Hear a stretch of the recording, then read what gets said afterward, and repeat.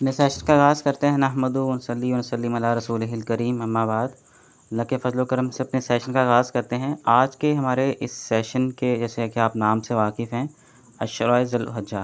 تو عشر کہتے ہیں عربی زبان میں 10 کو، تو عشرہ ذی الحجہ سے مراد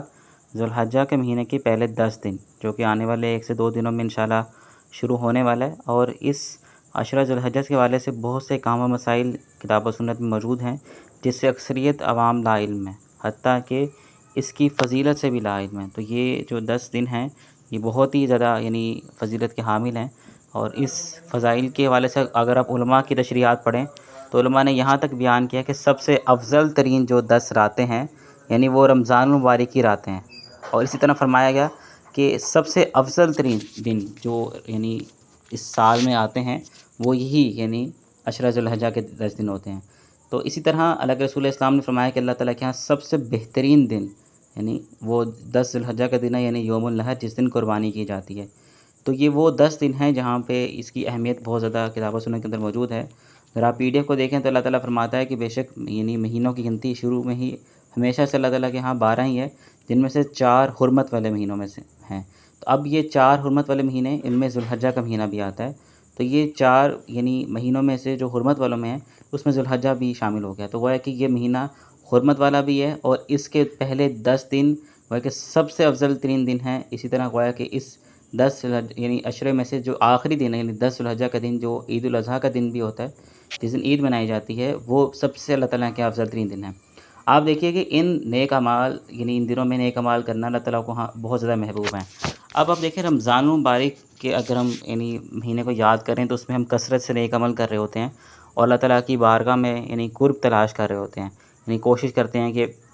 زیادہ سے زیادہ نیک عمل کریں، اور وہ پھر خواہ کسی بھی مکتب و فکر سے تعلق رکھتا ہو، اس شخص کو یہ بات علم ہے، حتیٰ کہ جو نون مسلم ہیں ان کو بھی پتہ ہے کہ مسلمانوں کے ہاں رمضان کا کیا مقام ہے، کیونکہ ہم اپنے عمل سے اس بات کی گواہی دے رہے ہوتے ہیں کہ رمضان مبارک کا ہمارے ہاں کیا مقام ہے۔ لیکن یہ وہ 10 دن ہے جس کی اہمیت فضیلت سے اکثریت ہمارے معاشرے میں لوگ لا علم ہیں، ان کی فضیلت کو نہیں جانتے، ان 10 دنوں میں کیا اعمال ان کو سر انجام دینی چاہیے اس کے وہ لا علم ہے۔ اسی طرح آج کے سیشن میں ہم قربانی سے متعلقہ کچھ مسائل ہیں ان کو بھی پڑھے ہوں گے، کیونکہ یقیناً اللہ تعالیٰ نے ہر امت کے اندر ایک قربانی کا ایک طریقہ مقرر کیا ہے، تو ہماری اس امت کے اندر بھی جو قربانی کا طریقہ مقرر کیا گیا ہے وہ انہی 10 دنوں میں آتا ہے، گویا کہ اس عشرے کا جو آخری دن ہے، جو سب سے اللہ تعالیٰ کے یہاں بہترین دن ہے۔ آپ دیکھیں کہ یہ جو 10 دن ہیں یہ گویا کہ رمضان کی یاد دلانے کے لیے، اس پریکٹس کو دوبارہ رینیو کرنے کے لیے ہمارے پاس آتے ہیں۔ جب آپ دیکھیں رمضان المبارک چلا جاتا ہے، اس کے بعد 2 مہینے آتے ہیں، شوال، ذوالقعدہ، اس میں 2 مہینوں کے بعد یہ عشرہ سٹارٹ ہوتا ہے، تو یہ 60 دن بعد گویا کہ یہ دوبارہ پریکٹس ہو جاتی ہے کہ جو رمضان مبارک کے اندر ہم کثرت سے نیک عمل کر رہے ہوتے ہیں ان نیک عمال کو ہم دوبارہ سے بجا لیں۔ آپ دیکھیں صحیح بخاری کے حدیث ہے کہ اللہ کے رسول اسلام نے فرمایا کہ ان 10 جو دن ہیں ان کی دنوں میں عمل سے زیادہ کسی دن کے عمل کی کوئی فضیلت نہیں، اللہ تعالیٰ کو جن دنوں میں سب سے زیادہ فضیلت حاصل ایک انسان کو سب سے زیادہ جن اعمال کرنے سے ثواب ملتا ہے وہ ان 10 دنوں میں ہے۔ تو اللہ کے رسول اسلام نے پوچھا کہ اگر ایک شخص جہاد پہ گیا ہوا ہے کیا اس شخص کو بھی ایک شخص عامی بندہ جو ان دنوں میں عبادات کر رہا ہوتا ہے، نیک عمل کر رہا ہوتا ہے، کیا یہ شخص جہاد کرنے والے سے بھی زیادہ افضل ہو جائے گا؟ اللہ کے رسول نے فرمایا ہاں، جہاد میں بھی اس قدر فضیلت نہیں اتنی اس دنوں میں نیک عمل کرنے کی فضیلت ہے، مگر فرمایا کہ وہ شخص جو جہاد پہ نکلا تھا وہ شہید ہو گیا، تو یہ ہے کہ اس کے مقام کو تو ہم نہیں پہنچ سکتے، لیکن اس کے علاوہ جو کوئی بھی ان دنوں میں نیک عمل کرے گا اللہ تعالیٰ کو سب سے زیادہ محبوب جو دن ہے وہ یہی 10 دن ہے۔ تو کیونکہ ان 10 دنوں میں ایک یوم عرفہ بھی ہوتا ہے جو حج کا دن ہوتا ہے، اسی طرح 10 ذی الحجہ کا یوم النحر اس کو کہا جاتا ہے، تو یہ 10 دنوں میں 2 فضیلت والے بہت دن بھی شامل ہیں۔ اس طرح یہ 10 کے 10 دن بھی اگر ہم دیکھیں تو بہت زیادہ اہمیت کا حامل ہیں، یہ گویا کہ ہماری اس پریکٹس کو ریوائیو کرتے ہیں جو رمضان میں ہم کر رہے ہوتے ہیں۔ ہاں ان میں روزہ رکھنا مسنون ہے، فرض نہیں ہے، جیسے رمضان میں ہی ہوتا ہے کہ ہم پہ روزہ رکھنا لازم ہوتا ہے، ہم ساتھ نیک عمل بھی کر رہے ہوتے ہیں۔ ان میں آتا ہے کہ اللہ کے رسول اسلام ان 9 دنوں کا روزہ رکھتے تھے، کیونکہ 10 ذی الحجہ عید کا دن ہوتا ہے، اور عید کا دن کوئی بھی اس میں روزہ نہیں رکھ سکتے، تو اللہ کے رسول اسلام یکم ذی الحجہ سے لے کر 9 ذی الحجہ تک روزہ رکھتے تھے۔ تو ان دنوں میں بھی آپ روزہ رکھ سکتے ہیں، اور رمضان کی اس پریکٹس کو دوبارہ دہرا سکتے ہیں، یہ روزہ رکھنا مسنون ہے، اور اسی طرح نیک عمل کر سکتے ہیں جیسا کہ رمضان میں کیا جاتا ہے۔ میں دوبارہ اس جملے کو دہراؤں گا کہ سال کی سب سے افضل ترین جو راتیں ہوتی ہیں وہ رمضان کے آخری عشرے کی 10 راتیں ہوتی ہیں، اور سال کے جو سب سے افضل ترین دن ہوتے ہیں وہ عشرہ ذی الحجہ کے پہلے 10 دن ہوتے ہیں۔ اسی طرح اللہ کے رسول اسلام نے فرمایا کہ جب عشرہ ذی الحجہ یعنی شروع ہو جائے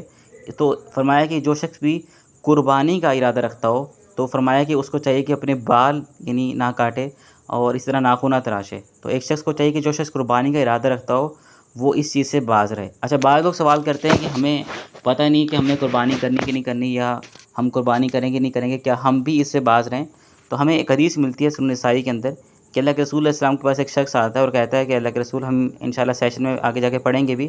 کہ وہ سوال کرتا ہے کہ اللہ کے رسول میرے پاس صرف ایک بکری ہے جس سے میں اپنی خوراک حاصل کرتا ہوں یعنی دودھ کے طور پر،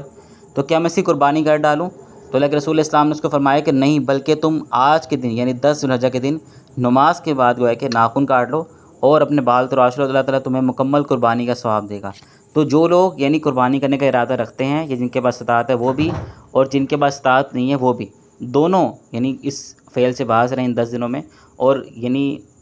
قربانی کے بعد یعنی اس کو کاٹیں، اور جن لوگوں نے قربانی نہیں کرنی تو گویا کہ وہ نماز کے بعد یعنی یہ کاٹیں بال، تو ان کو بھی مکمل قربانی کا ثواب ملے گا۔ آپ دیکھیں یہیں پہ ایک حدیث بھی آگے موجود ہے کہ ایک صحابی نے آ کے اللہ کے رسول علیہ السلام سے پوچھا، اگر آپ یعنی نمبر 4 سلائڈ پہ آئیں، تو اللہ کے رسول علیہ السلام نے اس کو یہی طریقہ بتایا کہ تم آج بجائے کہ اس کو ذبح کر ڈالو، لیکن وہ تمہاری خوراک میں سے شامل ہے، یعنی اگر تم اس کو ذبح کر ڈالو گے تو پھر خوراک کہاں سے حاصل کرو گے؟ اس کا دودھ پی کے تو تم گزارا کر رہے ہو۔ تو فرمایا کہ تم آج کے دن اپنے ناخن کو کاٹ لو اور بالوں کو تراش لو، اللہ تعالیٰ تمہیں مکمل قربانی کا ثواب دے گا۔ تو ہمارے ہاں بہت سے لوگ یعنی اس سے کم تری کا شکار ہوتے ہیں کہ ہمارے پاس مال و دولت نہیں ہے، جبکہ اسلام میں ان کو مکمل قربانی کا ثواب دینے کے حوالے سے یہ ایک رخصت موجود ہے۔ اب جو لوگ بھی قربانی نہیں کر سکتے تو ان کو چاہیے کہ اسی طرح یعنی 10 ذی الحجہ کے دن یعنی اپنے ناخن کو کاٹ لیں، بالوں کو یعنی کاٹ لیں، تو اللہ تعالیٰ ان کو مکمل قربانی کا ثواب دے گا۔ اچھا، اسی طرح تکبیرات یعنی کا اہتمام کرنا ان دنوں میں، آپ دیکھیں صحیح بخاری کے اندر حدیث آتی ہے کہ سیدنا عبداللہ بن عمر اور سیدنا ابو ہریرہ یعنی ان کا یہ عمل ملتا ہے کہ اللہ کے رسول علیہ السلام کی یعنی یہ صحابی ہیں اور وہ ان کے بارے سے ہمیں عمل ملتا ہے کہ ان 10 دنوں میں، اچھا ہمارے ہاں یہ بات مشہور ہے کہ لوگ کہتے ہیں کہ 10 ذی الحجہ سے لے کر 13 ذی الحجہ تک، کیونکہ احادیث میں آتا ہے کہ یہ 4 دن یعنی عید کے ہیں۔ جو عید الفطر ہوتی ہے وہ 1 دن کی ہوتی ہے یکم شوال کی، لیکن عید الاضحیٰ یہ 4 دنوں پر مشتمل ہوتی ہے، لیکن قربانی صرف 3 دن کی جائز ہے، قربانی چوتھے دن کی ہمیں جائز نہیں ہے۔ تو اب اسی طرح یعنی بعض لوگوں کا یہاں یہ بات عام ہے کہ وہ سمجھتے ہیں کہ صرف 10 ذی الحجہ سے 13 ذی الحجہ تک تکبیرات کا ہیں، لیکن اگر ہم اصحاب رسول علیہ السلام کے عمل کو پڑھیں تو ہمیں یہ بات ملتی ہے کہ وہ صرف ان 10 سے 13 نہیں بلکہ یہ مکمل یعنی یکم ذی الحجہ سے لے کر 13 ذی الحجہ کے اثر تک کثرت سے تکبیرات کہتے تھے۔ یہ تکبیرات کے الفاظ آپ کے سامنے موجود ہیں کہ اس میں اللہ تعالیٰ کی بڑائی بیان کی جاتی ہے۔ اسی طرح جب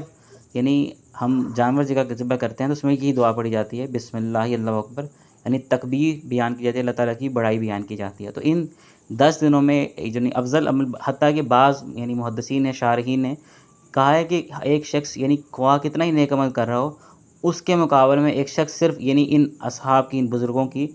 سنت پر عمل کر رہا ہو کہ ان تکبیرات کو پڑھ رہا ہو تو یہ زیادہ اجر و ثواب لے جائے گا ان 10 دنوں میں۔ تو آپ دیکھیں کہ ہمیں یعنی دین پہنچا اللہ کے رسول علیہ السلام کے اصحاب سے، تو ہمیں یہ بات بیان کی گئی کہ ان 10 دنوں میں افضل ترین اعمال کرو۔ تو وہ افضل ترین اعمال کیا ہیں وہ بھی ہم خود سے نہیں لیں گے، کسی یعنی شخص سے نہیں پوچھیں گے، بلکہ ہم اللہ کے رسول اسلام کے اصحاب کے طریقے کو فالو کریں گے، کیونکہ یہی وہ جماعت ہے جن سے اللہ تعالیٰ راضی ہو چکا ہے، جو جنت میں پہنچ چکے ہیں۔ تو آپ دیکھیں ان کا کیا عمل تھا کہ وہ ان 10 دنوں میں تکبیرات کا اہتمام کرتے تھے، کثرت سے یہ تکبیرات کہتے تھے۔ تو اس کا مطلب یہ نہیں کہ صرف تکبیرات تک یعنی محدود رکھا جائے، بلکہ اگر آپ ذکر اذکار کر رہے ہو تو ان تکبیرات کو کثرت سے پڑھیں۔ ان تکبیرات کے معنی اللہ تعالیٰ بہت بڑا ہے، اس کا اللہ اکبر کا معنی آپ کو سب کو معلوم ہے، اس میں تحلیل بھی ہے اور تحمید بھی ہے۔ تحمید کہتے ہیں اس چیز کو جس میں اللہ تعالیٰ کی تعریف بیان کی جا رہی ہو، تو الحمد کا معنی یعنی تعریف، اس طرح تحلیل کہتے ہیں یعنی جس میں نفی کی جا رہی ہو تمام باطل معبودوں کی اور اقرار کیے جا رہا ہو اللہ تعالیٰ کا، یعنی لا الہ الا اللہ، اور تکبیر کہتے ہیں جس میں اللہ تعالیٰ کی بڑائی بیان کی جا رہی ہو۔ تو یہ تکبیرات آپ کے سامنے بیان کی گئی ہیں، ان تکبیرات کو کثرت سے یعنی ان اہتمام کرتے رہیں، اپنی یعنی جو تسبیح ہوتی ہے یا کوئی بٹن والی یا موبائل پہ کثرت سے آپ ان اٹھتے بیٹھتے اپنا معمول بنا لیں کہ جب یہ عشرہ شروع ہو، ایون کہ آپ 1-2 دن پہلے ہی پریکٹس شروع کر دیں تو ان تکبیرات کو کثرت سے پڑھیں۔ اچھا، اسی طرح ان 10 دنوں میں یعنی قربانی کے حوالے سے بھی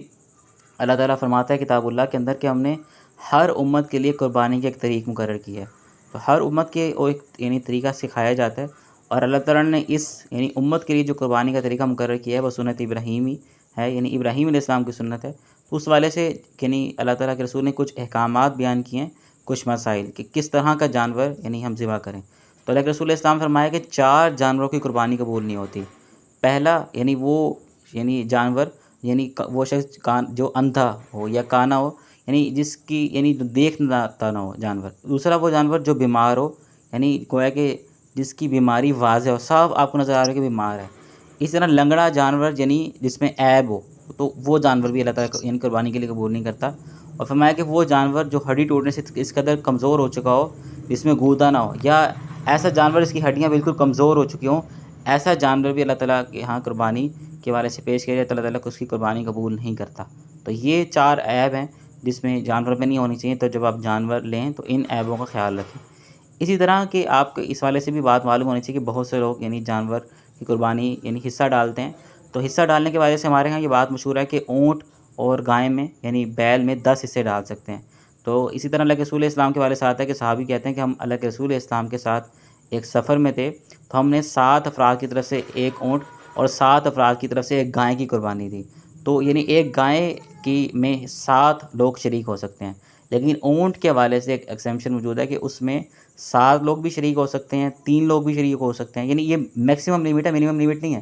جیسے کہ وہ ہے کہ ایک یعنی گائے میں 2 لوگ بھی شریک ہو سکتے ہیں، تو باقی یعنی وہ ہے کہ 3 حصے تقریباً ان کے ہوں گے، 3 دوسرے کے ہوں گے۔ اس طرح اونٹ کے 10 حصے بھی کیے جا سکتے ہیں۔ سنن ابن ماجہ میں حدیث ہے کہ اللہ کے رسول اسلام کے والے سے ایک صحابی بیان کرتے ہیں کہ ہم اللہ کے رسول اسلام کے ساتھ سفر میں تھے، تو عید الاضحیٰ آ گئی، تو وہ کہتے ہیں چاچا ہم نے 10 آدمیوں کی طرف سے ایک اونٹ اور 7 آدمیوں کی طرف سے ایک گائے مشترکہ طور پر ذبح کی۔ تو اونٹ میں 10 حصے بھی جائز ہیں، 7 بھی جائز ہیں، اور 2 بھی جیسے ظاہر ہے کہ ایک بھی یعنی آپ منیمم لمٹ کوئی بھی کر لیں 2 3، لیکن یہ میکسیمم لمٹ ہے کہ اونٹ میں 10 بھی کیے جا سکتے ہیں، 7 بھی کیے جا سکتے ہیں، لیکن بیل یا گائے میں 7 کیے جا سکتے ہیں۔ اسی طرح یعنی وہ جانور یعنی جو کھیڑا جانور ہوتا ہے اس کی قربانی بھی جائز ہے۔ سیدنا جابر بن عبداللہ بیان کرتے ہیں، روایت کرتے ہیں کہ اللہ کے رسول اسلام نے فرمایا کہ صرف مثنیٰ یعنی 2 دانت والے جانور کی قربانی کرو، اگر تم کو یہ دشوار ہو تو یعنی 1 سالہ کھیرا یعنی دمبا یا میٹھا ذبح کر لو۔ تو ایسے جانور عام طور پہ ہمارے یہاں کامن یہی دیکھا جاتا ہے کہ اگر اس کے 2 دانت ہیں تو اٹ مینس اس کی وہ ایج ہے کہ اب اس کی قربانی کی جا سکتی ہے۔ یہ گویا کہ دانت دیکھنے کے والے سے جو یہ رہنمائی دی جا رہی ہے، یہ گویا کہ اس کی ایج چیک کرنے کے والے سے۔ تو یعنی ایسا جانور ہو جو بالکل چھوٹا نہ ہو، بالکل بچہ نہ ہو، تو اس کی اگر آپ یہ 2 دانت ہے تو آپ اس کی قربانی بلا جھجک کر سکتے ہیں۔ اچھا آگے ایک یعنی ایسی روایت موجود ہے جو روایت ضعیف ہے، تو اس سے آپ استدلال نہیں کر سکتے کہ اللہ کے رسول اسلام نے فرمایا کہ ایسے جانور کی قربانی نہ کرو جس کا کان آگے یا پیچھے سے کٹا ہو، یا کان چیرا ہو، یا اس میں سوراخ ہو۔ تو ایسی کوئی بھی یعنی اگر ایسا عیب ہے تو آپ اس کی قربانی کر سکتے ہیں۔ اس والے سے یہ جو روایت ہے ابو داؤد میں اور سنن نسائی میں موجود ہے، یہ روایت صحیح سند سے ثابت نہیں ہے، تو یہ روایت ضعیف ہے۔ اچھا آگے ایک بہت امپورٹنٹ مسئلے کی طرف چلتے ہیں کہ کیا ایک گھر کے لیے ایک قربانی کافی ہے؟ یعنی بعض لوگ ہمارے ہاں ایک چیز یہ بیان کر دی جاتی ہے کچھ لوگوں کی طرف سے جس کے پاس ان کے پاس کتاب و سنت میں سے کوئی بھی دلیل موجود نہیں ہے۔ وہ کہتے ہیں کہ یعنی جب عید کے جب دن آئیں تو جس شخص کے پاس زکوٰۃ کا نصاب موجود ہے، یعنی 52.5 تولے چاندی موجود ہے یا 7.5 تولے سونا موجود ہے، یا کسی بھی زکوٰۃ کے مطابق اس کے پاس نصاب موجود ہے، اس کے اوپر قربانی کرنا لازم ہے۔ آپ اس چیز کو دیکھیں کہ اللہ کے رسول علیہ السلام کے والے سے اگر آپ ان کی سنت کو دیکھیں تو اللہ کے رسول علیہ السلام نے کسی ایک سال میں بھی زکوٰۃ ادا نہیں کی۔ یعنی آپ شاید اس جملے کو سن کے حیران ہوں کہ اللہ کے رسول علیہ السلام نے یہ تیسرا بڑا رکن اسلام کا یہ کیوں نہیں ادا کیا؟ کیونکہ اللہ کے رسول علیہ السلام کی حدیث ہے کہ اگر میرے پاس احد پہاڑ جتنا بھی سونا موجود ہو تو میں سارے کا سارا اللہ کے راستے میں صدقہ کر دوں، سوائے میرے ذمہ جو قرض ہو اسے اتنا باقی رکھ لوں، باقی سارا کا سارا اللہ کے راستے میں صدقہ کر دوں۔ اور زکوٰۃ کے لیے کیا شرط ہے کہ مال 1 سال تک جمع ہو۔ تو اللہ کے رسول علیہ السلام تو 3 دن بھی کہتے ہیں میں جمع کرنے کے لیے یعنی راضی نہیں ہوں۔ حتیٰ کہ حدیث میں آتا ہے اللہ کے رسول علیہ السلام نے ایک دفعہ نماز پڑھائی تو تیزی سے نا یعنی پریشانی کی حالت میں اللہ کے رسول علیہ السلام یعنی سب کو چیرتے ہوئے گھر کی طرف گئے۔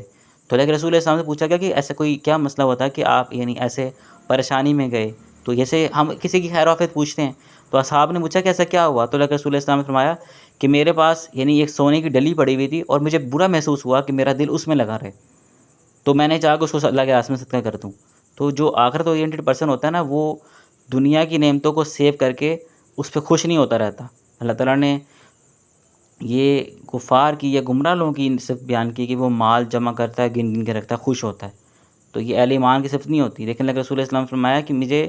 برا محسوس ہو کہ میرا دل اس کے اندر لگا رہے کہ میرے پاس اتنا مال موجود ہے، بندہ خوش ہوتا رہے، اللہ کے رسول نے فرمایا اس کو صدقہ کر دیا۔ تو اللہ کے رسول اسلام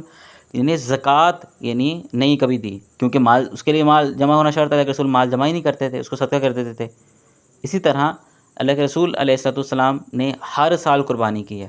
اس لیے آپ قربانی کی جو یہ فرضیت ہے یہ لازم ہے۔ اگر ایک حدیث کو ہم اس کے ساتھ پڑھیں کہ اسی طرح اگر آپ اسی آگے حدیث پہ آئیں تو اگر آپ یعنی پوسٹ نمبر 11 پہ، تو اللہ کے رسول اسلام نے فرمایا کہ جو شخص قربانی کرنے کی استطاعت رکھتا ہو لیکن پھر بھی قربانی نہ کرے تو ہماری عیدگاہ کے قریب مت آئے۔ حتیٰ کہ ایک اور روایت میں آتا ہے کہ علماء نے، فقہا نے، آپ دیکھیں یہاں پہ آپ کو فقہ کے والے سے بھی مختصر میں آپ کو سمجھا رہا ہوں کہ فقہا کسی چیز کو واجب کیسے قرار دیتے ہیں۔ کہ اب اس حدیث میں جیسے آیا کہ اللہ کے رسول علیہ السلام نے فرمایا کہ وہ شخص جو قربانی کرنے کی گنجائش رکھتا ہو لیکن قربانی نہ کرے تو ہماری عیدگاہ کے قریب مت آئے۔ اچھا، بعض لوگوں نے کہا کہ اس سے ہمیں اس کی سنت کے اوپر دلیل ملتی ہے، لیکن ایک اور روایت میں آتا ہے کہ جا کے پڑھیں گے کہ اللہ کے رسول اسلام فرمایا کہ جس شخص نے عید کی نماز سے پہلے قربانی کر لی، یعنی جانور کو ذبح کر لیا، تو اس نے اللہ کے راستے میں قربانی نہیں کی، اس نے صرف اپنے گھر والوں کے لیے جانور ذبح کی ہے۔ جیسے عام حالات واقعات میں بندہ اپنی خوراک کے لیے کوئی جانور ذبح کرتا ہے، فرمایا کہ جس شخص نے عید کی نماز سے پہلے جانور ذبح کر لیا ہو تو اس کو چاہیے کہ دوبارہ قربانی کرے۔ تو اس سے علماء نے استدلال یہ کہ جو شخص استطاعت رکھتا ہے اس کو چاہیے کہ قربانی کرے، اس کے لیے زکوٰۃ کا نصاب ہونا یعنی لازم نہیں ہے۔ اللہ کے رسول اسلام کے پاس کئی دفعہ زکوٰۃ کا مال نہیں ہوتا تھا، لیکن اللہ کے رسول اسلام یعنی قربانی کیا کرتے تھے۔ تو جو شخص استطاعت رکھتا ہے اس کو چاہیے کہ وہ اللہ کے راستے میں قربانی کرے۔ اچھا، اب ایک گھر کے لیے قربانی کافی ہے، تو اسی مسئلے کی طرف آتے ہیں کہ ایک سوال کیا جاتا ہے کہ اگر کسی شخص میں گھر میں 2 صاحب نصاب لوگ موجود ہیں تو کیا دونوں قربانی کریں؟ جیسے عام طور پہ عورتوں کے پاس زیور ہوتا ہے تو یہ مسئلہ ہوتا ہے کہ عام طور پہ ظاہر ہے کہ وہ ہمارے اس خاص طور برصغیر پاک و ہند میں سسٹم ہے کہ خواتین گھر میں جہیز میں یعنی سونا ساتھ لے کر آتی ہیں، تو اب ان کو وہ کہتے ہیں کہ اگر سونا ان کے پاس موجود ہے تو عورت پر الگ قربانی لگتی ہے، مرد کے پر الگ قربانی لگتی ہے۔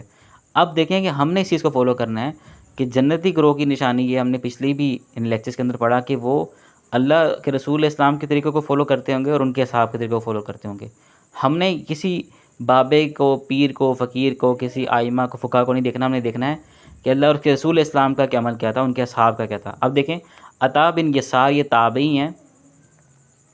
اب یہ عطا بن یسار تابعی ہیں، یعنی یہ کہتے ہیں، اب اس چیز کا سوال کرتے ہیں کہ یعنی ابو ایوب انصاری سے کہ اللہ کے رسول اسلام کے اس دور میں قربانی کیسی ہوتی تھی، یعنی تم لوگ کیسے قربانی کرتے تھے؟ تو انہوں نے کہا کہ ہم یعنی اللہ کے رسول اسلام کے دور میں ایک آدمی اپنے اور اپنے گھر والوں کی طرف سے ایک بکری قربان کرتا تھا جس میں سے وہ خود بھی کھاتے تھے اور دوسروں کو بھی کھلاتے تھے۔ تو یہ روایت سنن ابن ماجہ میں موجود ہے، حدیث نمبر 3147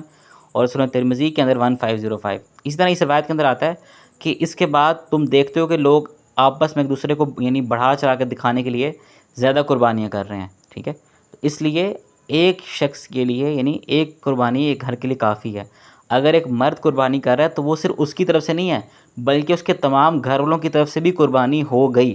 اٹ مینز اگر گھر میں دو مرد کے پاس بھی سپوز مال و دولت اچھی موجود ہے، عورت کے پاس بھی زیور موجود ہے اور دونوں یعنی قربانی یعنی ان کے اوپر لازم ہے، تو وہ مرد جو قربانی کر رہا ہے وہ عورت کی طرف سے بھی ہے، تو اس کے اوپر جو قربانی لازم تھی، فرض تھی، وہ خود بخود ہو گئی۔ کیونکہ اللہ کے رسول اسلام کے دور میں یہ اب بیل نہیں، یہاں پہ اگر ہوتا ہے گائیں، ہم سمجھتے ہیں کہ وہ ایک حصہ اپنی بیوی کا رکھتا تھا، ایک حصہ اس کا رکھتا تھا، نہیں، یہاں پہ بکری کا ذکر ہے۔ تو وہ فرمایا کہ ایک آدمی اپنے اور اپنے گھر والوں کی طرف سے ایک بکری قربان کرتا تھا، تو یعنی گھر کا جو کفیل ہے، والد ہے یا گھر کا جو بڑا ہے، وہ اگر قربانی کرتا ہے تو وہ گویا کہ تمام گھر والوں کی طرف سے قربانی ہوتی ہے۔ امید کرتا ہوں آپ کو بات سمجھ میں آئی ہوگی کہ ایک گھر کے لیے ایک قربانی کافی ہے۔ ہاں، اگر وہ کرنا چاہیں یعنی دوبارہ قربانی کرنا چاہیں تو اس میں ممانعت نہیں ہے، یعنی روک ٹوک کوئی نہیں ہے۔ کوئی شخص یہ کہے کہ وہ قربانی نہیں کر سکتا، اس پہ روک ٹوک کوئی نہیں ہے، لیکن اس چیز کو بھی ہمیں سمجھنے کی ضرورت ہے کہ بعض لوگ یہ کہتے ہیں کہ جی ہر وہ گھر میں اگر 2 صاحب نصاب لوگ موجود ہیں تو سب لوگ قربانی کریں۔ ایسی کوئی دلیل کتاب و سنت میں موجود نہیں ہے، کہیں سے بھی کوئی بھی ایسی دلیل نہیں ہے۔ جن لوگوں نے بھی یہ فتویٰ دیا ہے انہوں نے بھی بس ایک قیاس کی ہے، یعنی جو قیاس کتاب و سنت کے مطابق نہیں ہے، ٹھیک ہے؟ دیکھیں، قیاس یا اجتہاد تب ویلڈ ہوتا ہے، یعنی ہمیشہ تب ویلڈ ہوگا جب کہ اس کے حوالے سے کتاب و سنت میں کوئی دلیل موجود نہ ہو، ٹھیک ہے؟ یہ اصول ہے قیاس کا، اجتہاد کا، کہ جب کسی حوالے سے کتاب و سنت میں کوئی دلیل موجود نہیں ہے تو صرف تب ہی یعنی قیاس یا اجتہاد کیا جائے گا۔ جب دلیل موجود ہے تو پھر قیاس یا اجتہاد کی ضرورت نہیں ہے،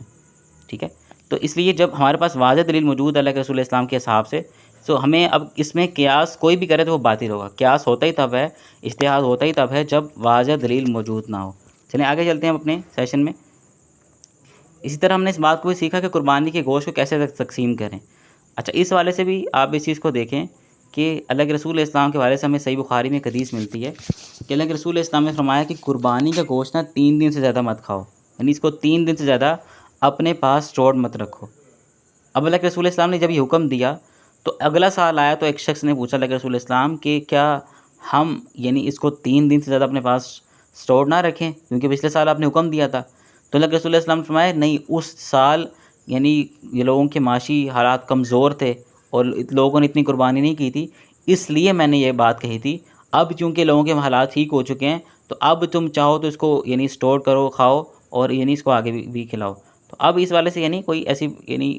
پریشانی والی بات نہیں، لیکن ہم نے یہ انالائز کرنا ہے، یعنی فقہا کا کام ہی یہی ہوتا ہے کہ وہ اس چیز کو انالائز کرے کہ ہم کون سے زمانے میں فال کرتے ہیں، یعنی ہمارے اوپر کون سا زمانہ چل رہا ہے۔ تو اس چیز کو اگر ہم یعنی توجہ سے اگر بات کو فالو کریں تو ہم اس زمانے میں اس وقت موجود ہیں جس وقت گویا کہ یعنی لوگ غربت اور افلاس کا شکار ہیں، بہت ہی کم لوگ قربانی کرتے ہیں۔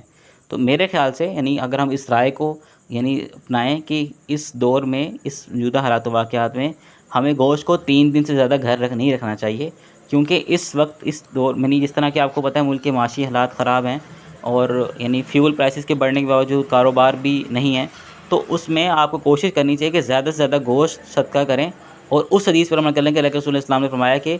اپنی قربانی کا گوشت 3 دن سے زیادہ مت کھاؤ، یعنی اس کو 3 دن سے زیادہ اسٹور مت کرو۔ تو کوشش یہ کرنی چاہیے کہ اس مال کو یعنی اس گوشت کو اللہ تعالیٰ کے راستے میں یعنی کھلا دیں۔ اچھا اسی طرح آپ اس بارے سے کتاب اللہ کے اندر تعالیٰ کیا فرماتا ہے، سورۃ الحج ہے،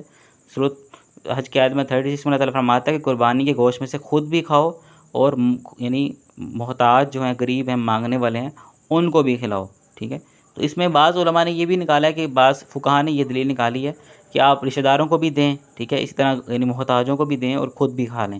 تو اس لیے آپ کو دیکھنا ہے کہ موجودہ جس دور میں آپ قربانی کر رہے ہیں، چاہے آپ کسی ملک میں ہیں، جس قربانی کے ٹائم جس وقت عید آئی ہے اس وقت لوگوں کے اکثریت کے حالات و واقعات کیسے ہیں، یعنی لوگ امیر ہیں یا لوگ غریب ہیں، آپ نے بس اس چیز کو دیکھنا ہے۔ تو اگر وہ یعنی لوگ امیر ہیں تو آپ نے پھر وہ ہے کہ قربانی کا گوشت آپ رکھیں، پورا سال سٹور کر لیں۔ اس آج کل تو ریفریجریٹر جس طرح ہمارے معاشرے میں موجود ہیں تو اس میں آپ کے لیے بڑا آسان ہوتا ہے کہ آپ اس کو یعنی سٹور کر سکیں، لیکن چونکہ اس دور میں اکثریت ہمارے ہاں جو لوگ ہیں وہ یعنی غریبوں کی ہے، ان کے پاس مال و دولت نہیں ہے، تو آپ کوشش کریں کہ زیادہ سے زیادہ جو گوشت ہے وہ یعنی غریبوں میں بانٹیں تاکہ ان کی جن لوگوں نے قربانی نہیں کی ان کے پاس بھی وہ گوشت کی ایک مقدار آ جائے۔ اسی طرح آپ دیکھیں کہ قربانی کو ذبح کرتے وقت کیا پڑھنا چاہیے، کہ حدیث میں آتا ہے، صحیح بخاری میں حدیث ہے کہ انس بن مالک کہتے ہیں کہ اللہ کے رسول اسلام نے یعنی سینگ والے 2 یعنی بکرے یا آپ کہہ لیں مینڈے ان کی قربانی کی، فرمایا کہ اللہ کے رسول اسلام نے ان کو اپنے ہاتھوں سے ذبح کیا اور یعنی فرمایا کہ اللہ تعالیٰ کے رسول نے جب ذبح کیا تو ان کو فرمایا بسم اللہ اللہ اکبر۔ تو اللہ کے رسول اسلام نے یعنی یہ کلمات پڑھے کہ یعنی اللہ کے نام سے اور پھر تکبیر بھی بیان کی۔ تو ایک انسان کو چاہیے کہ جب بھی یعنی یہ کلمات کہے تو یعنی ذکر اذکار کے حوالے سے تو اس میں یعنی اللہ تعالیٰ کے سنت کو اللہ کے رسول کی سنت کو فالو کرے۔ اسی طرح کچھ دیگر بھی دعائیں ملتی ہیں، لیکن مسنون یہ ہے کہ اس کو قبلہ رخ کیا جائے جانور کو اور پھر تکبیر کہی جائے۔ یہ اگر آپ اس کو فالو کریں گے تو انشاءاللہ آپ سنت کے مطابق ذبح کر لیں گے۔ اچھا اس میں اللہ کے رسول اسلام کی یعنی سنت یہ بھی ملتی ہے اس حدیث میں کہ اللہ کے رسول علیہ السلام نے اس کے اوپر یعنی اپنا پاؤں رکھا۔ کوشش کریں کہ اس جانور کو جتنا کم سے کم تکلیف پہنچائیں۔ اچھا بعض دفعہ یعنی اگر آپ حدیث میں دیکھیں تو بعض حدیث میں یہ بات کی گئی ہے، اللہ کے رسول اسلام نے فرمایا کہ یعنی تم اپنی چھڑیوں کو تیز کر لو۔ تو بظاہر آپ کو یہ بات لگتی ہے کہ یہ بات عجیب ہے کہ چھڑی کو تیز کر لیں، اس سے جانور کو مزید تکلیف پہنچے گی، نہیں۔ اصل بات یہ ہے کہ اس جانور کو جب آپ یعنی ذبح کرتے ہیں تو آپ نے کوشش کرنی ہے کہ اس کو کم سے کم تکلیف پہنچائیں۔ اگر آپ نے اس کو ذبح کیا ہے اور وہ پھر اٹھ کے یعنی فوراً اس کی جان نکل گئی تو اس کو تکلیف میں رہے گا، تو کوشش کرنی کہ اللہ کے رسول اسلام نے فرمایا کہ اپنے جانور کو تکلیف سے بچاؤ، یعنی چھڑی کو تیز کر لو۔ تو اللہ کے رسول اسلام کی یعنی سنت ہے کہ اللہ کے رسول اسلام قربانی جو عیدگاہ میں کرتے تھے، تو یہ مسنون ہے کہ آپ عیدگاہ میں قربانی کریں۔ اگر نہیں کر سکتے تو گھر میں بھی کر سکتے ہیں، اور خود قربانی کر سکتے ہیں تو یہ اچھی بات ہے، مسنون ہے۔ اگر نہیں کر سکتے تو یعنی کسائیوں سے بھی قربانی کروائی جا سکتی ہے۔ اب دیکھیں اسی طرح عید کی نماز سے پہلے قربانی نہیں، ہمارے ہاں وہ ہوتا ہی ہے، خاص طور پہ عید الاضحیٰ میں عید کی نماز عید الفطر سے قدرے جلدی پڑھی جاتی ہے۔ یہ عام طور پہ ہر جگہ کو خواب کسی بھی مکتبہ فکر ہو وہ جلدی پڑھتے ہیں تاکہ لوگوں نے قربانی کریں گے، لیکن بعض لوگ جلدی کے چکر میں اپنی قربانی کو برباد کر ڈالتے ہیں۔ لیکن نبی علیہ السلام نے فرمایا کہ جس شخص نے، صحیح بخاری کی حدیث ہے کہ عید کی نماز سے پہلے قربانی کر لی، گویا کہ اس نے اپنی ذات کے لیے جانور ذبح کیا، اور فرمایا جس نے نماز عید کے بعد قربانی کی اس نے پوری قربانی کی اور اس نے مسلمانوں کی سنت کو پا لیا۔ ایک اور روایت میں ہے کہ اللہ کے رسول اسلام کے پاس ایک شخص آیا، اس نے قربانی کر لی تھی عید کی نماز سے پہلے، تو اللہ کے رسول اسلام نے فرمایا کہ تم دوبارہ یعنی جانور کو ذبح کرو۔ اسی طرح بعض لوگ کرتے کیا ہیں کہ یعنی قربانی کو جو ضائع کرنے کا سبب ایک اور بھی یعنی معاشرے میں موجود ہے کہ وہ کیا کرتے ہیں کہ جو کسائی کو اسی کے پائے دے دیتے ہیں، یعنی یا سری، اس کا سر جو ہوتا ہے خال دے دیتے ہیں۔ سیدنا علی کہتے ہیں کہ مجھے اللہ کے رسول اسلام نے حکم دیا تھا کہ میں قربانی کے اونٹوں کی دیکھ بھال کروں اور ان کی خال وغیرہ میں سے یعنی کوئی چیز کسائی کی مزدوری میں مت دوں۔ یعنی آپ نے وہ قربانی کس لیے کی ہے؟ اللہ تعالیٰ کی رضا کے لیے۔ تو اب اس کی جو یعنی وہ جو کسائی کی مزدوری ہے وہ آپ کے ذمہ ہے، تو اب وہ گوشت کو آپ نہیں دے سکتے، وہ گوشت گویا کہ اللہ کے راستے میں قربان کیا گیا تو اللہ کے راستے میں خرچ کرنا ہے، اس سے آپ اجرت نہیں دے سکتے۔ تو گویا کہ آپ ویسے اس کو گوشت دینا چاہیں الگ سے، نیت پہ ڈیپینڈ کرے گی بات، تو وہ کہیں کہ آپ یہ کسائی آیا ہے اس کو گوشت دے دیں، جیسے کوئی جانے والا کوئی رشتہ دار آیا ہے تو اس کو گوشت دے دیں، لیکن نیت یہ نہ ہو کہ آپ اس کی یعنی مزدوری دے رہے ہیں، مزدوری الگ سے دینی ہے، تو مزدوری اس گوشت میں سے دینی۔ اسی طرح بعض لوگ خال بیچ دیتے ہیں، اس سے بھی قربانی ضائع ہو جاتی ہے۔ خال آپ اس مکمل جانور مکمل آپ نے اللہ کے راستے میں قربان کیا ہے تو وہ آپ نے بس اللہ کے راستے میں اب اس کو یعنی صرف کرنا ہے، یا خود کھانا ہے یا بانٹ دینا ہے، اس کو بیچنا نہیں، اس کے ذریعے آپ فائدہ حاصل نہیں کر سکتے، ٹھیک ہے، یعنی مالی فائدہ۔ تو اب آپ نے خال کو بیچنا نہیں ہے۔ اسی طرح بہت سے مدارس ہیں، ایسے آرگنائزیشن ہیں جو صحیح کتاب و سنت کے مطابق کام کر رہی ہیں، ان کو دے دیں۔ ایسے کئی یعنی اداروں نے ایسے اس دور میں کئی ایسے ادارے بھی آ جاتے ہیں جو بلیک لسٹ ہیں گورنمنٹ کی طرف سے، یعنی ٹیررسٹ آرگنائزیشن ہے، ان کو نہ دیں، گورنمنٹ نے اس کا پوائنٹ آؤٹ بھی کیا ہوتا ہے، صرف ایسے آرگنائزیشن کو دیں، اداروں کو دیں جو صحیح کام کر رہے ہوں۔ اچھا آگے دیکھیے کہ قربانی ہمارے ہاں ایک بہت بڑا فتنہ ہو چکا ہے جب سے یہ موبائل کیمرہ آیا ہے، کہ جب قربانی کا جانور لے آتے ہیں نا تو اس کی تصویریں پکچرز وہ کھینچ کے سوشل میڈیا پہ اپلوڈ کر رہے ہوتے ہیں۔ یہ بہت بڑا فتنہ ہے۔ آپ دیکھیں اللہ کے رسول اسلام کو اللہ تعالیٰ نے حکم دیا، سورۃ الانعام ہے، سورۃ نمبر 6 آیت نمبر 162، کہ اے نبی علیہ السلام آپ کہہ دیجئے ان لوگوں سے کہ بے شک میری نماز، میری قربانی، میری زندگی اور میری موت اللہ تعالیٰ کے لیے جو تمام جہانوں کا رب ہے، ٹھیک ہے۔ تو اب دیکھیں قربانی آپ نے اللہ تعالیٰ کے لیے کرنی۔ اس طرح سورۃ الکوثر کو اگر آپ پڑھیں آیت نمبر 2 میں کہ فصلی لربک وانحر، تو اپنے رب کے لیے نماز پڑھ اور قربانی کر۔ تو قربانی اللہ تعالیٰ کی رضا کے لیے ہے۔ احادیث میں آتا ہے کہ اللہ تعالیٰ یعنی بڑا غیور ہے، اللہ تعالیٰ وہی عمل قبول فرماتا ہے جو خالص اس کے لیے ہو۔ یعنی اگر قربانی کرتے ہوئے 0.001% بھی یہ آپ کی نیت آ گئی کہ لوگ دیکھیں میرا جانور بڑا خوبصورت ہے، لوگ میری تعریف کریں کہ یہ بڑا اچھا جانور لے کر آیا ہے، تو سارا قربانی کا آپ کا ثواب ضائع ہو گیا۔ اللہ تعالیٰ اس قربانی کے اندر 0.001% بھی یعنی ملاوٹ قبول نہیں کرتا، کسی بھی عمل کے اندر بھی۔ اسی کو کہا گیا ہے شرک اصغر، کہ آپ نے رضامندی چاہتے تھے اللہ تعالیٰ کی، لیکن ساتھ اس بندوں کو بھی یعنی آپ اللہ تعالیٰ خوش کرنا چاہتے تھے اس قربانی کے ذریعے، لیکن آپ نے اللہ تعالیٰ کو خوش کرنے کے ساتھ اس کے بندوں کو بھی خوش کرنے کے لیے یعنی کوشش کی، تو آپ نے گویا کہ ان اللہ کے بندوں کو اللہ کے ساتھ شریک کر لیا، اس لیے ریاکاری کو شرک اصغر بھی کہا جاتا ہے۔ تو یہ بہت بڑا فتنہ ہے کہ ہمارے معاشرے میں یعنی جو قربانی کی جاتی ہے اس میں یعنی لوگوں کو دکھانے خاطر کیمرے کے ذریعے پکچر ڈالنا کہ میں یہ جانور لے کے آؤں، یہ بہت بڑا فتنہ ہے۔ یہ ہمارے یعنی ثواب کو برباد کر دیتا ہے۔ مکمل آپ لوگوں نے قربانی کی مال خرچ کیا، لیکن ایک ثواب کا موقع تھا، لیکن آپ کے اوپر لازم بھی تھی قربانی، لیکن آپ نے وہ عمل برباد کر دی۔ کیوں؟ کیونکہ آپ نے نیت یہ کر لی کہ لوگ بھی دیکھیں۔ تو نیت صرف یہی رکھنی ہے کہ صرف اور صرف اللہ تعالیٰ کے راستے میں، یعنی کہ اللہ کو خوش کرنے کے لیے، میری ذات کسی کے لیے نہیں ہے۔ یعنی آپ اچھا جانور بھی لے رہے ہیں، خوبصورت بھی لے رہے ہیں، اس لیے کہ جی میں ایک خوبصورت جانور لینا تعالیٰ کے راستے کہ میں قربان کرنے کے لیے، نہ اس لیے کہ لوگ کہیں کہ جی بڑا اچھا جانور لے کے آئے، میں سوشل میڈیا پہ اس کی سوشل میڈیا پہ تو بالکل بھی مت ڈالیں پوسٹ، کچھ بھی یہ سوشل میڈیا پہ نہیں ڈالنے کی ضرورت۔ اس کو یعنی خالص اللہ کے لیے کریں۔ یہ جس نبی کی سنت ہے نا، آپ اللہ تعالیٰ فرماتا ہے ابراہیم علیہ السلام کو کہ اللہ تعالیٰ فرماتا ہے کہ وہ خالص اپنے رب کے لیے بالکل یکسو ہو گئے تھے، خالص اپنے رب کے لیے خالص ہو گئے تھے۔ جس نبی کی یعنی ابراہیم علیہ السلام کی آپ سنت کو فالو کر رہے ہیں، آپ ان کو دیکھیں وہ کس طرح یعنی خالص اللہ تعالیٰ کے عمل کرتے تھے۔ آپ دیکھیں ابراہیم علیہ السلام کی اوپر کتنے لوگ ایمان لے کر آئے ہیں، ایک ان کے گھر والے، اسی طرح لوط علیہ السلام، صرف چند لوگ گنتی کے، لیکن وہ اللہ تعالیٰ نے ان کو اتنا بلند مرتبہ دیا ہے۔ اگلا سیشن بھی ہمارا 22 مئی کا سیرت ابراہیم علیہ السلام کے اوپر ہی ہے کہ اللہ تعالیٰ نے ان کی اس سنت کو جاری کیا، حتیٰ کہ ایک روایت آتی ہے کہ ایک شخص آ کے کہتا ہے اللہ کے رسول اسلام کو کہ اے مخلوق میں بہترین شخص مخاطب کس کو کر رہا ہے؟ اللہ کے رسول علیہ السلام کو، محمد صلی اللہ علیہ وسلم کو. تو اللہ کے رسول فرماتے ہیں کہ وہ تو ابراہیم علیہ السلام تھے، یعنی تم مجھے نہ کہو، وہ ابراہیم علیہ السلام کی ذات تھی. تو آپ دیکھیں کہ ان کی سنت ہے وہ بالکل خالص اللہ تعالیٰ کے لیے ہو گئے تھے، ہر عمل ان کا اللہ کی رضا کے لیے تھا. تو یہ جو ان کی سنت ہے آپ اس کو صرف اللہ کی رضا کے لیے رکھیں، کسی اور کے والے سے نہ پہنچائیں. اسی طرح اللہ تعالیٰ فرماتا ہے سورۃ الحج ہے آیت نمبر 37 میں، اللہ تعالیٰ فرماتا ہے کہ اللہ تعالیٰ کو نہ تو اس قربانی کا گوشت پہنچتا ہے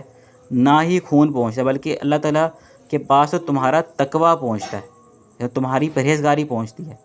اسی طرح اگر ہم سورۃ المائدہ کو پڑھیں تو اللہ تعالیٰ نے آدم علیہ السلام کے 2 بیٹوں کا حال بیان کیا ہے. اس میں 2 بیٹوں نے آدم علیہ السلام کی قربانی اللہ کے راستے میں پیش کی،